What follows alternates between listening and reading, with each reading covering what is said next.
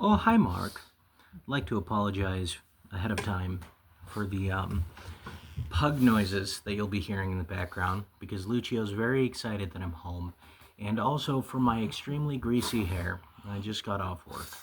Anyway, In a Violent Nature is a new slasher movie. We don't get many of those, and I'm really excited about it, or I was really excited about it, and now I'm even more excited about it because it was cool. Which is really good after the crippling disappointment that was The Strangers Chapter 1. Not only the crippling disappointment, but like the really heart wrenching, that was awful, of The Strangers Chapter 1. It's really nice to have something cool and good in theaters in the way of horror, and In a Violent Nature is definitely that thing. Uh, Basically, it follows an undead serial killer named Johnny, and it really is from his perspective. The way I look at this movie is Friday the 13th from the perspective of Jason Voorhees. Not all of it's from his perspective. We get scenes with the other characters, but it really is filmed like it focuses a lot on his back while he's walking. That's something I wasn't a huge fan of, actually, was just all of the walking shots we get of Johnny. We get so many of him where he's just walking and walking and walking and walking, and there's no score, no anything. I don't think there's actually a second of score in this movie. There isn't one. Um, which I don't know. I don't know how I feel about that. Just I guess they did it because it was following the killer, and so you can't really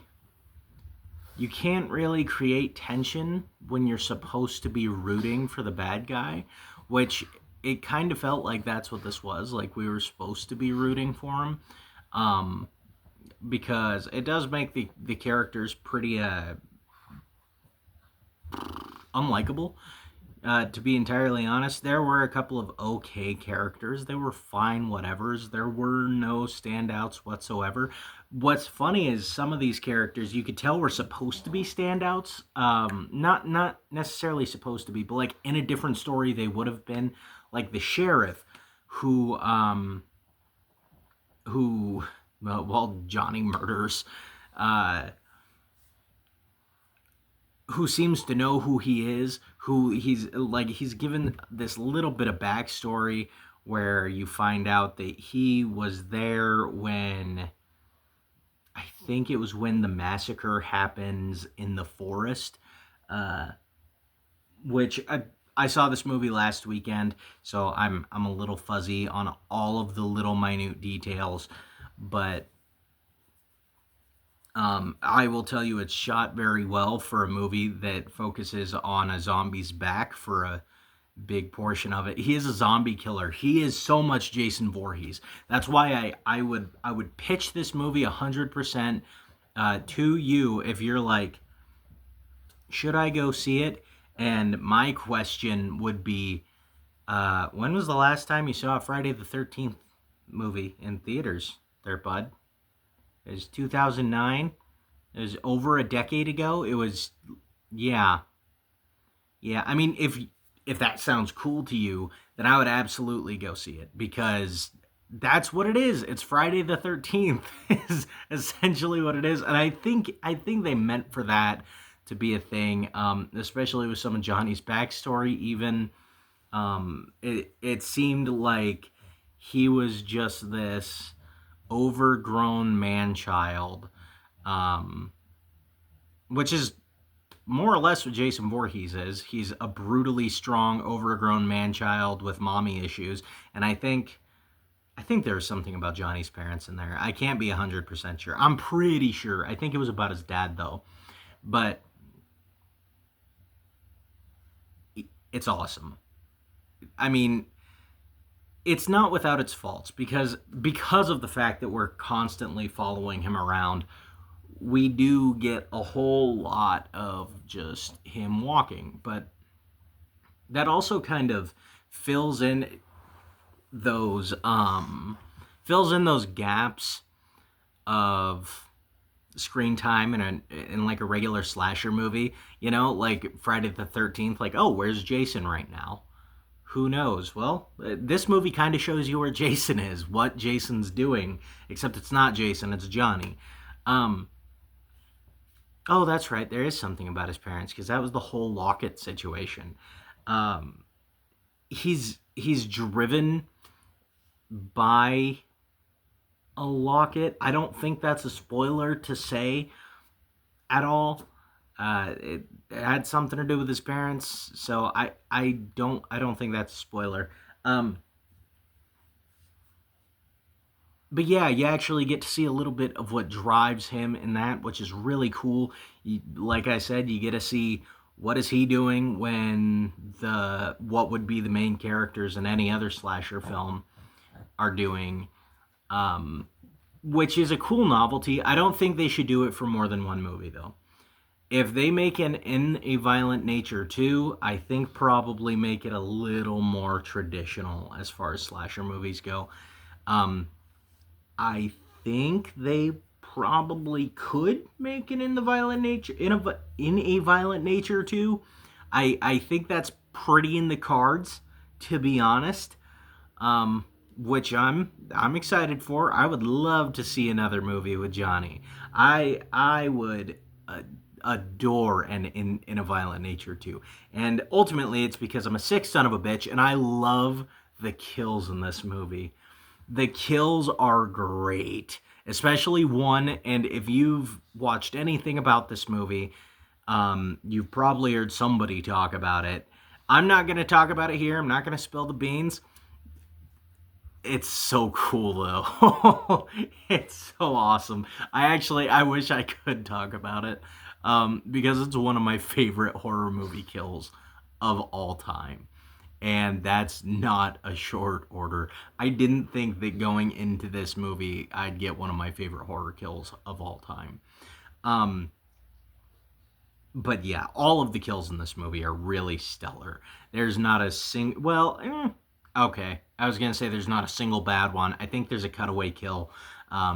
There might be a couple like less than mind blowing kills, but I think most of the kills in this movie are really, really good.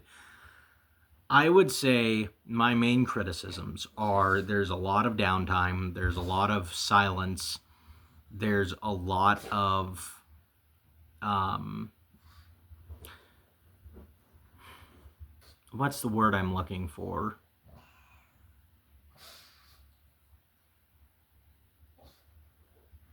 I don't know. I don't even know. It totally escaped me what I was going to say. But a lot of downtime, a lot of silence. I think this movie could have totally benefited from a score. That being said, I think all the practical effects were amazing. Johnny himself, I think, is a cool killer. I think his design is cool. His mask is cool. His weapons are cool. The kills were cool. I think we had some fun or interesting character moments with some backstory sprinkled in there that I think it was kind of um, I don't know. It was kind of neat to hear some of his backstory. I think, without spoiling anything, the end of the movie is way too long. I think the movie should have ended shortly after the last kill scene, which that's not spoiling anything. There are many kill scenes in this movie, but I think it should have ended shortly after there. Um, we get probably another, it felt like at least 10 minutes of other stuff happening, that I would argue I understand why it's in there. I get it. We're explaining some things without directly explaining some things. It's very artsy. Look at you go. But it's not necessary. I don't think it was necessary. There's a cool line in there in that whole end of the movie that I thought was like, oh, that's cool. Or I don't remember if it was a line or just like multiple pieces of dialogue pieced together, that I'm jumbling up in my head because I am mentally stunted like Johnny was. Like what I did there. That was a movie reference, by the way. That was an in a violent nature movie reference. I think they say mentally stunted. But yeah, there was a couple of decent, okay-ish things in the end of the movie, but overall, I think that was dragged on way too long. But the things that this movie does right, it does extremely right. We get a cool killer, we get cool kills, we get it takes place in the woods, which I always love. Um, I don't know if you know that about me. Why would you? I'm sure I've said it on here before, but I always love horror movies based in the woods. I think that's a great setting for them. The woods is such an eerie place. Um, yeah, overall, I for all of its faults, I hope they make a sequel. Please make a sequel. And B, um, I really liked this movie. I walked out of it with a bit of a sour taste in my mouth because of that very, very long, drawn out ending. Um, but only a hint of sour. You know, like the tail end of a Sour Patch Kid. Not like the actual tail end. Like when you're eating a Sour Patch Kid, right? And the sour is almost over with, and then you get into the sweet. It was like that much sour, like that tiny little iota of sour. um, but I walked out of this movie with such such a high opinion of it. um I really kind of loved it. I can't give it a super high score because of all of the issues I do have with it, but I still think it sits at a 7.5, maybe even an 8. I reserve the right to give it an 8 in the future, but right now it's a 7.5, and I think that's a solid enough score. And that thud you just heard was a Super Nintendo controller falling on the ground. Thanks, bud. Correction, a Super Nintendo mini console falling on the ground because my pug knocked it over. This is the part of the video where I say, "Hey guys, if you didn't know, I have a YouTube channel. Um, I know that that's hard to piece together because we're totally not on YouTube right now, and you're not looking at my stupid, ugly face. But I do have a YouTube channel, and I would love it if you would subscribe to that and request something for me to review. I keep saying that, hoping that someone will do it. I did one request already. I did it for. I'm not going to keep saying her name. I've already said her name in like 2 videos. I did it for you, and you know who you are. I did the Greasy Strangler review. Um, so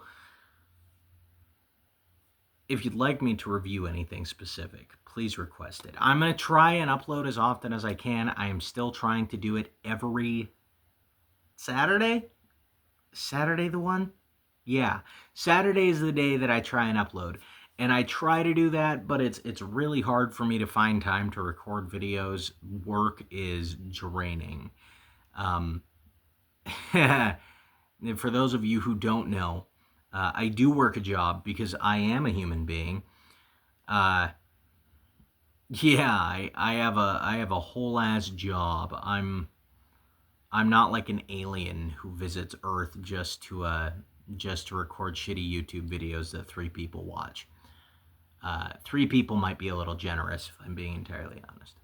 But yeah, and it's anyway, I'm gonna stop complaining about that. Come on, say bye to the people. Let's go. Oh, bye.